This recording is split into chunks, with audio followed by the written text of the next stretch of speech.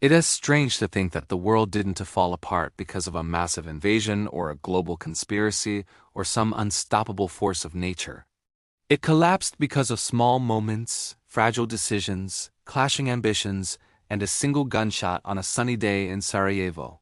And the big question is, how did one assassination trigger a war involving more than 30 nations? Why did Europe, which was supposedly at the height of its civilization, suddenly turn into a battlefield filled with trenches, gas attacks, and millions of dead soldiers?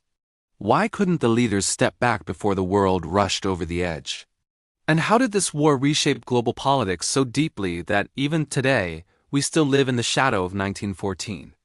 In this video, I'm going to break down exactly how the war began, what the world looked like before 1914, the chain of decisions and mistakes that brought the world into chaos, the major events of the war, and how its consequences transformed everything from borders to empires to global power dynamics.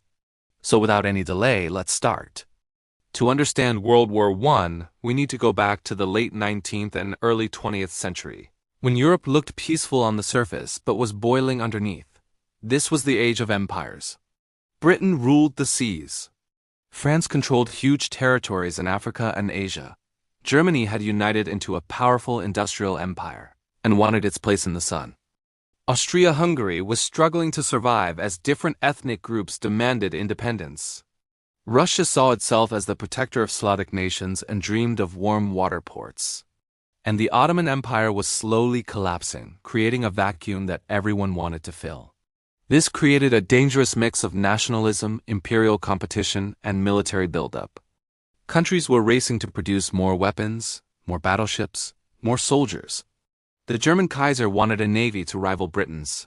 France wanted revenge for losing Alsace-Lorraine in 1871. Russia wanted influence in the Balkans. And Austria-Hungary feared that Slavic nationalism would tear its empire apart. All these desires were like dry leaves waiting for a spark. That spark came on June 28, 1914. Archduke Franz Ferdinand, heir to the Austro-Hungarian throne, visited Sarajevo. A group of young Serbian nationalists, inspired by the dream of a greater Slavic state, planned to assassinate him. After a series of failed attempts, Gavrilo Princip fired the shots that changed history. But this murder alone did not start the war. It was the decisions made afterward that set everything on fire. Austria-Hungary blamed Serbia and wanted to crush it. Germany, Austria's closest ally, gave what historians call a blank check, meaning Germany would support Austria no matter what. Austria delivered a harsh ultimatum to Serbia, one impossible to accept fully. Serbia agreed to most demands but rejected those that violated its sovereignty. Austria declared war anyway. Now the dominoes began to fall. Russia mobilized to protect Serbia.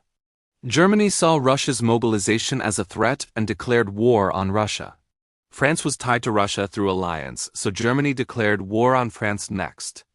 Then Germany executed its war plan, invade France by going through Belgium. But Belgium was protected by a treaty guaranteeing its neutrality.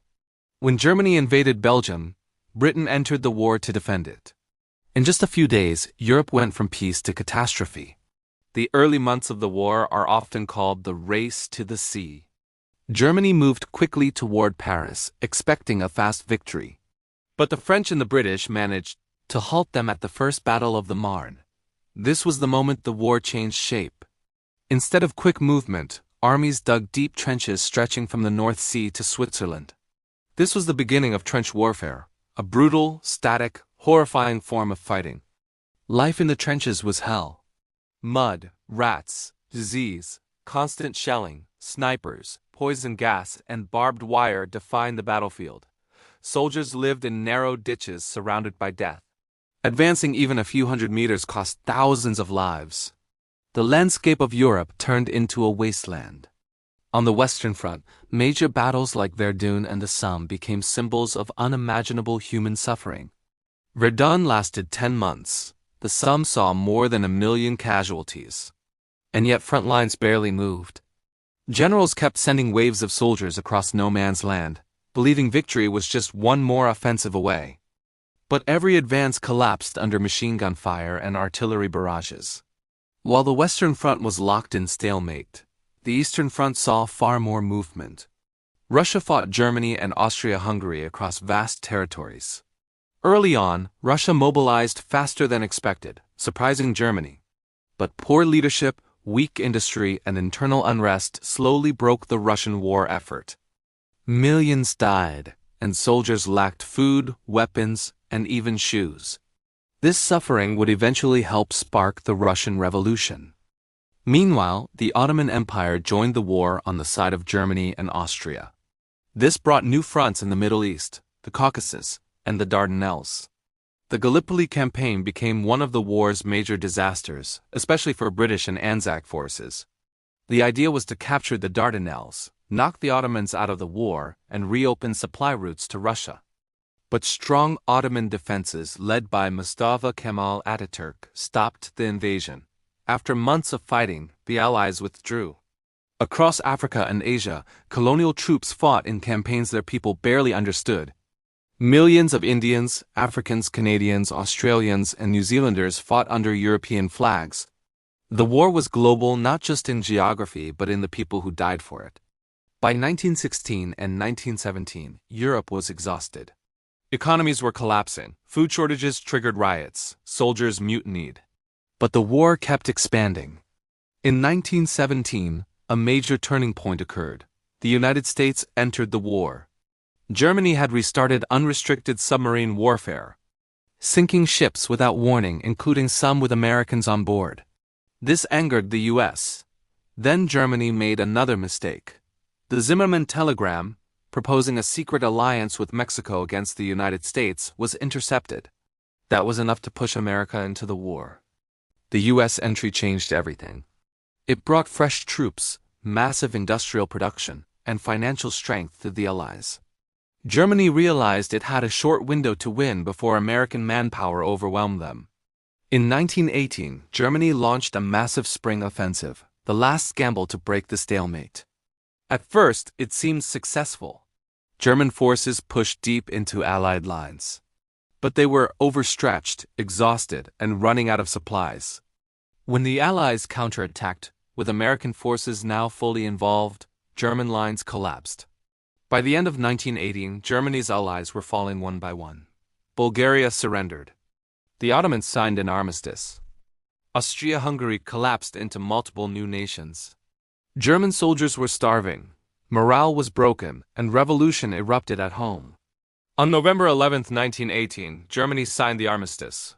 The war was over. But ending the war did not end the consequences. Those consequences would change world politics forever. And in the next part, we will dive into exactly how the war ended, why the peace treaties were so controversial, and how World War I created the conditions for World War II. But the war was far from over, and 1917 became the year when everything suddenly changed. For 3 years, the Western Front had been frozen, soaked in mud, blood, and shattered hopes. But then, out of nowhere, the entire balance of power shifted because two giants made two opposite decisions.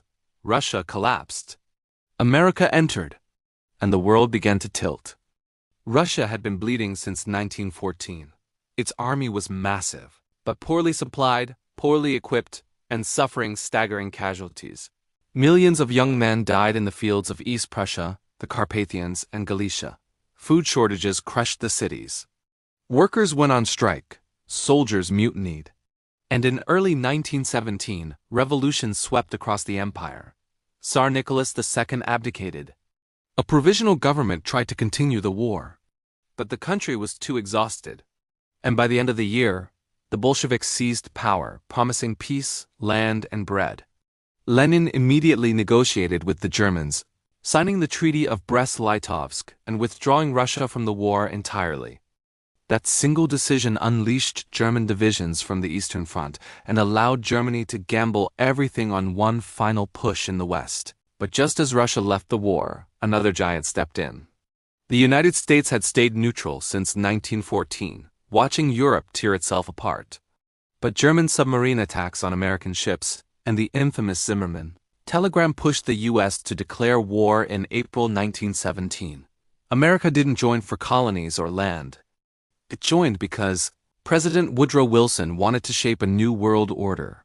And with fresh soldiers, endless supplies, and industrial power untouched by war, the US became the deciding force that would eventually turn the tide. Knowing that American troops were coming, Germany launched its last desperate offensive in the spring of 1918. It was called the Kaiserschlacht, the Kaiser's Battle. And at first, it worked. German stormtroopers punched through Allied lines using new infiltration tactics. They moved fast, bypassed enemy positions, and gained ground that no one had seen since 1914. Paris came under threat once again. The Allies were shaken. But the German army was exhausted. Their supplies were running out. Their soldiers were starving. And the moment US forces arrived in large numbers, everything changed. American troops fought fiercely at Belleau Wood, Château d'Yeri, Saint-Mihiel, and in the Meuse-Argonne. The Allies regained momentum. The German advance slowed, then stopped, then collapsed. The German high command realized they could not win. Their allies, Austria-Hungary, the Ottomans, and Bulgaria, were falling apart. Revolution was spreading in Germany itself. Sailors mutinied, workers rioted, the Kaiser abdicated. And on November 11, 1918, at 11 a.m., the guns finally fell silent. The Great War was over, but the world it left behind was unrecognizable. Europe emerged like a wounded giant. Empires that had stood for centuries vanished in a matter of weeks. The German Empire was gone. The Austro-Hungarian Empire shattered into many new nations. The Ottoman Empire, exhausted and broken, lost most of its territories. Even Russia, one of Europe's oldest powers, dissolved into civil war. Old borders were erased. New countries appeared. Millions of people found themselves in nations they had never belonged to before. But the true cost of the war was measured in human lives. Around 20 million people died. Entire towns lost a generation of young men. Soldiers came home with wounds that never healed, physically and mentally. Families were shattered. And the belief that war was glorious died forever in the trenches of the Western Front. Then came the peace negotiations. In 1919, the leaders of the Allied nations gathered in Paris to create a new world. But instead of peace, they produced bitterness and anger. The Treaty of Versailles imposed heavy punishment on Germany, massive reparations, territorial losses, military restrictions, and the infamous war guilt clause that declared Germany solely responsible for the conflict. German citizens felt humiliated. Their economy collapsed. Inflation skyrocketed. And resentment filled the air like smoke waiting for a spark. Meanwhile, Woodrow Wilson tried to create something new, the League of Nations, an international organization designed to prevent future wars. A noble idea, but it lacked power. And ironically, the US didn't even join it. Without American support, the League became a weak guardian of a fragile peace. But perhaps the most shocking consequence of the war came not from politics but from science. World War I accelerated technological advancement faster than anyone expected. New weapons, tanks, machine guns, flamethrowers, submarines, and aircraft permanently changed how wars would be fought. The world realized that future wars could be even more devastating and that fear shaped diplomacy for decades. On the other hand, society changed too. Women entered factories, offices, and public life in ways they never had before. Many nations granted them the right to vote shortly after the war. The old class systems cracked. Modernism flourished in art, literature, and music. The trauma of the trenches created a new worldview, cynical, questioning, and desperate for change. And yet, for all the destruction, another storm was already brewing, because the war hadn't solved anything. It had simply paused the conflict. The hatred in Germany, the collapse of empires, the rise of nationalism, the weakness of the League of Nations, all these set the stage for something far worse. World War I did not end the world's problems. It simply created the conditions that made World War II almost inevitable. Looking back today, the Great War seems like a tragic moment where the world stumbled into chaos without understanding the cost. It began with a single assassination but ended by reshaping the entire global order. Borders changed, nations fell, tens of millions died, and the belief in the old world, the world of empires, kings, and unquestioned authority, died with them. So when we ask how the world fell apart in 1914, the answer is not one moment, not one leader, not one decision. It was a chain of events driven by fear, pride, ambition, and miscalculation. A world so confident in its power that it didn't realize it was standing on the edge of a cliff. And now I want to hear from you. What do you think was the real turning point of World War I? The moment that truly determined how the war would end? Let me know in the comments.